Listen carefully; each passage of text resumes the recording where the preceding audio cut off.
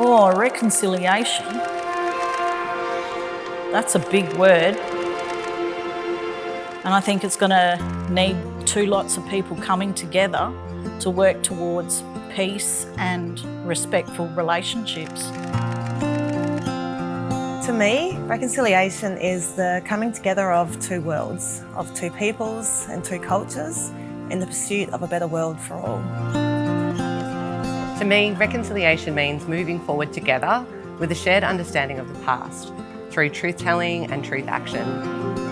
To me, reconciliation is acknowledging the impact of past and unfortunately present systems and policies, and a willingness to remove these and in true partnership proactively build better systems in their place. It means honouring our strength of our ancestors, our culture and our communities while still confronting the systems that still cause harm. I didn't grow up in Australia and thought of Indigenous culture as something beautiful, deeply rooted in land, family and tradition.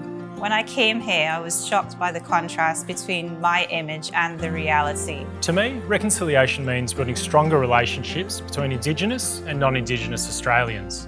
Relationships that are defined by things like listening, trust, mutual respect and honesty.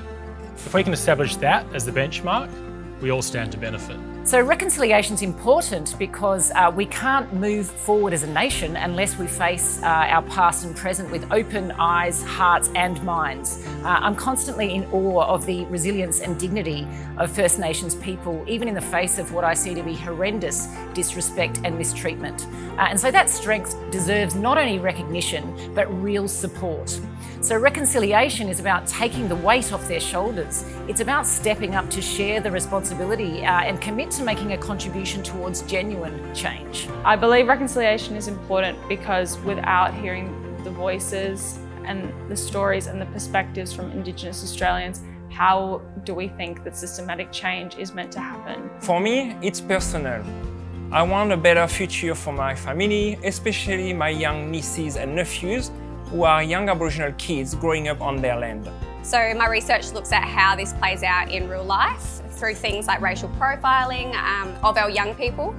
It shows that colonisation isn't just history, its impacts are still ongoing, it's still happening and it's every day. So reconciliation means facing those truths and making sure that our voices shape the solutions. I think that oftentimes we don't have accountability mechanisms to Aboriginal people. So whether that be at the governmental or institutional level, are we meeting with local Aboriginal people and finding out what their priorities are and attempting to uphold them? And even at the personal level, are we aware of our racial privilege? Are we aware that sometimes we might be racist without really meaning to? I think it's important that we ask ourselves those questions. Otherwise, we're shutting Aboriginal people out of our institutions and our lives and making them feel less valued. I believe that reconciliation is important because we as Aboriginal people can't reconcile with ourselves.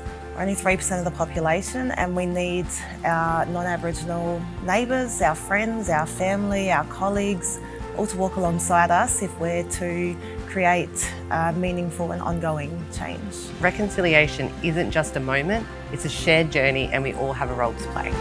We all want to be judged on merit, whether going for a job, applying for a house or walking into a social setting. And reconciliation lays the foundation for that. It's the basis for everyone to have equal opportunities regardless of background. A lot of the outside world don't believe Australia has a national identity because we aren't reconciled. And I think as a nation, that is our greatest strength, that we can build a national identity, reclaiming the oppression, racism, discrimination of the past, and helping our First Nations families and people. Together, we can all heal and we can be proud of this country.